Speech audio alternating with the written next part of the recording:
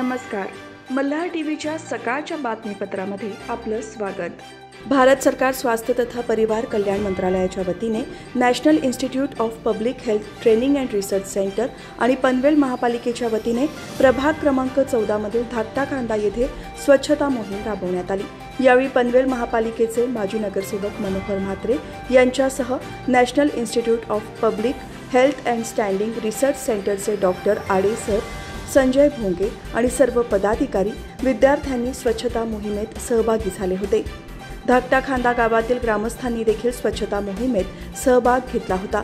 श्री गणेश विद्या मंदिर परिसर, railway track परिसर, रामाळे तलाव परिसर, पाटीलआळी या ठिकाणी स्वच्छता करण्यात आली. National institute of public health training and research सेंटरचे डॉक्टर्स, विद्यार्थी आणि ग्रामस्थ मंडळ यांचे स्वच्छता मोहिमेत सहभाग घेतल्याबद्दल आभार व्यक्त करण्यात आले.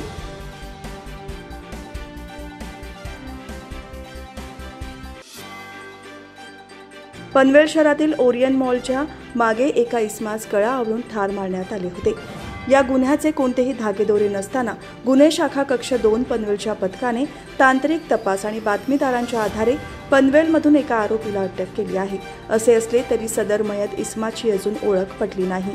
ओरियन मॉलच्या मागील बाजूस असलेल्या झाडीमध्ये एका इसमाला काही दिवसांपूर्वी बेल्टच्या साहाय्याने गळा आवळून ठार मारण्यात आले होते. याबाबतचा गुन्हा पनवेल शहर पोलीस ठाण्यात दाखल होताच गुन्ह्याचा समांतर तपास गुन्हे शाखा कक्ष 2 पनवेलचे वरिष्ठ पोलीस निरीक्षक उमेश गवळी यांच्या मार्गदर्शनाखालील पथकाने परिसरातील सीसीटीव्ही फुटेज, तांत्रिक तपास आणि गुप्त बातमीदाराच्या आधारे आरोपी धीरज राजू शर्माबाबत माहिती मिळाली. त्यानुसार त्याला ताब्यात घेतले असता दोघांमध्ये दारू पीत असताना वाद होऊन आजूबाजूला पडलेल्या बेल्टच्या आधारे गळा आवळून व्यक्तीला ठार मारले असल्याचे समोर आले आहे. या आरोपीला पनवेल शहर पोलीस ठाण्यात पुढील तपासासाठी ताब्यात घेण्यात आले आहे.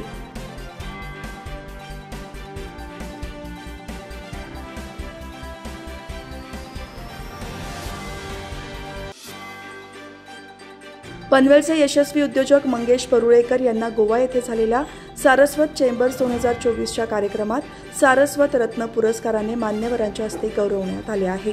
सारस्वत रत्न हा पुरस्कार पनवेलमधील ओरायन मॉल आणि एपी बिल्डर्सचे मालक मंगेश परुळेकर यांना प्रदान करण्यात आला. गोवा येथील सिन्न पुरुष हॉलमध्ये हा पुरस्कार सोहळा पार पडला. गोव्याचे माजी मुख्यमंत्री दिगंबर कामत आणि श्री डेम्पो यांच्या हस्ते हा पुरस्कार मंगेश परुळेकर यांना प्रदान करण्यात आला. मंगेश परुळेकर हे कुडाळ देशकर आद्य गौड ब्राह्मण समाज पनवेलचे अध्यक्ष आहेत. त्यांनी या माध्यमातून अनेक समाज उपयोगी कामे केली आहेत.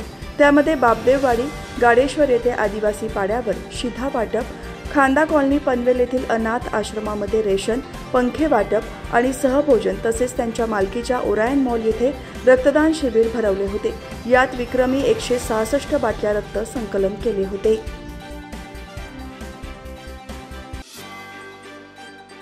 आगामी महाराष्ट्र विधानसभा निवडणुकीच्या तयारीचा आढावा घेण्यासाठी भारत निवडणूक आयोगाचे अधिकारी 26 ते 28 सप्टेंबर दरम्यान मुंबई दौऱ्यावर येणार आहेत. आयोगाच्या अधिकाऱ्यांची विविध राजकीय पक्ष, SPNO, नोडल अधिकारी आणि CPMF यांच्यासोबत शुक्रवारी निवडणुकीच्या सुरक्षेविषयी सखोल चर्चा होईल. यानंतर अंमलबजावणी यंत्रणेच्या अधिकाऱ्यांसोबत बैठक आयोजित केली जाईल.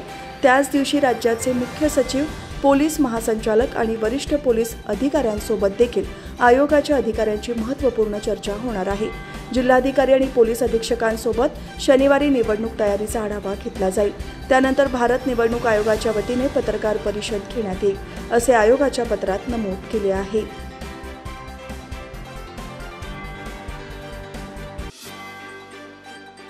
शिवसेनेचे प्रतोद आणि महाडचे आमदार भरत गोगावले यांनी महाराष्ट्र राज्य परिवहन महामंडळाच्या अध्यक्षपदाचा पदभार स्वीकारला आहे.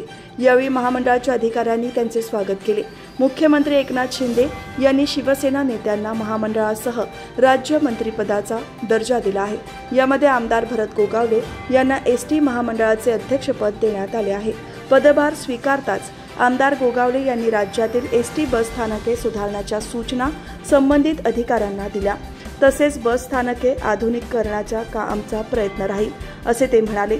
तर लवकरच STच्या ताफ्यात 2200 नव्या बसेस येत असल्याची माहितीही नवनिर्वाचित अध्यक्षांनी दिली. दरम्यान ST कामगारांच्या प्रलंबित मागण्या पाहून मुख्यमंत्र्यांशी चर्चा करू असे आश्वासन त्यांनी कामगार संघटनांना दिले आहे. मुख्यमंत्र्यांकडून महायुतीमध्ये उरलेल्या मंत्रिपदांचा विस्तार करताना मंत्रिपदाचा शब्द देण्यात आला होता, पण महायुतीत तिसरा मित्र आला आणि ते राहून गेले.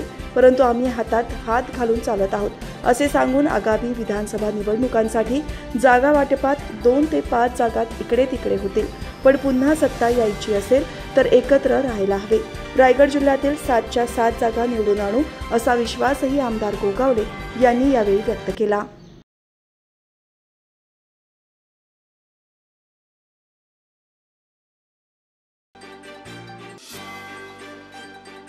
रायगड परिसरात असलेल्या माणगाव तालुक्यातील जोर गावात ढगफुटी सदृश्य पाऊस पडल्यामुळे गावाजवळून वाहणारी नदी दुथडी भरून वाहू लागली. हे पाणी रस्त्यावरून वाहत असल्याने या पाण्यात 4 चाकी गाडी अडकली तर दुचाकी पडली होती. हवामान विभागाने राज्यात पुढचे काही दिवस जोरदार पावसाची शक्यता व्यक्त केली असतानाच सोमवारी संध्याकाळी रायगड जिल्ह्यात काही ठिकाणी पावसाने हजेरी लावली. माणगावच्या निजामपूर विभागातील किल्ले रायगड परिसरात झालेल्या ढगफुटी सदृश्य पावसाच्या जोराने गावामध्ये जनतेची तारांबळ उडवली.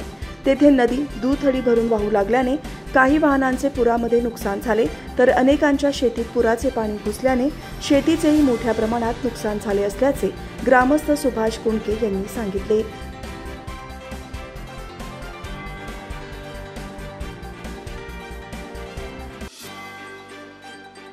कर्जत पनवेल या नवीन उपनगरीय रेल्वे कॉरिडॉरचे काम 56% पूर्ण झाले आहे. कॉरिडॉरच्या बोगद्यांमध्ये खडी रहित रूळ टाकण्याच्या कामाला सुरुवात झाली आहे. मुंबई अर्बन ट्रान्सपोर्ट प्रोजेक्ट 3 अंतर्गत मुंबई रेल्वे विकास कॉर्पोरेशनच्या माध्यमातून या कॉरिडॉरचे काम केले जात आहे. हा संपूर्ण प्रकल्प 29.6 किलोमीटर लांबीचा आहे. या प्रकल्पाचे काम 22 फेब्रुवारी 2022 पासून सुरू करण्यात आले होते. या रेल्वे कॉरिडॉरमुळे मुंबई उपनगरीय भागात जास्त कनेक्टिव्हिटी आणि वाहतूक कार्यक्षमतेचा मार्ग मोकळा होणार आहे. कर्जत पनवेल कॉरिडॉर या नवीन रेल्वे मार्गावर 3 बोगदे आहेत. यामध्ये नढाळ बोगदा, किरवली बोगदा आणि वावर्ली बोगद्याचा समावेश आहे. या बोगद्यांच्या भुयारीकरणासाठी न्यू ऑस्ट्रेलियन टनेलिंग पद्धतीचा वापर करण्यात येत आहे. या बोगद्यामध्ये रूळ टाकण्याचे काम सध्या सुरू आहे.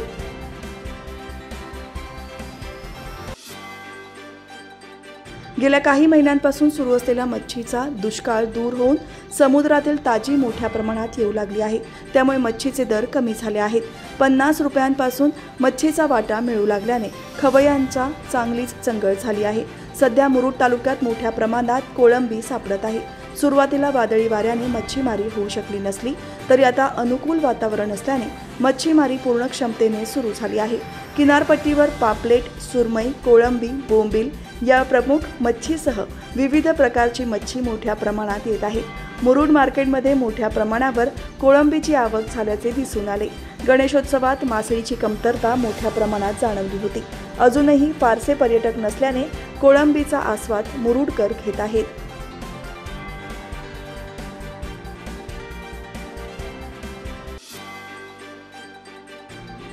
मुख्यमंत्री माझी लाडकी बहीण योजनेच्या 3ऱ्या हप्त्याचे वितरण येत्या 29 सप्टेंबर रोजी होणार असल्याची माहिती महिला आणि बालविकास कल्याण मंत्री अदिती तटकरे यांनी दिली आहे. त्यानुसार पात्र महिलांच्या बँक खात्यात 1500 रुपये जमा होणार आहेत. माझी लाडकी बहीण योजनेचा 3रा कार्यक्रम 29 सप्टेंबर रोजी रायगडमध्ये होणार आहे. हा 3रा राज्यस्तरीय कार्यक्रम आहे. यावेळी एकूण 2 कोटी महिलांना लाभ दिला जाईल.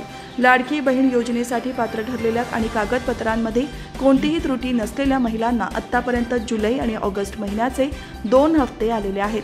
सरकारने पुणे शहरात रक्षाबंधनाच्या पार्श्वभूमीवर या योजनेचा अधिकृतपणे शुभारंभ केला होता, तर दुसरा कार्यक्रम नागपूर येथे झाला. आता रायगड जिल्ह्यात सरकारचा 3रा कार्यक्रम होणार आहे. या कार्यक्रमाच्या माध्यमातून लाडकी बहीण योजनेच्या 3ऱ्या हप्त्याचे वाटप होणार आहे. दरम्यान या योजनेसाठी अर्ज करण्याची प्रक्रिया चालूच आहे. येत्या 30 सप्टेंबरपर्यंत महिलांना अर्ज करता येणार आहे.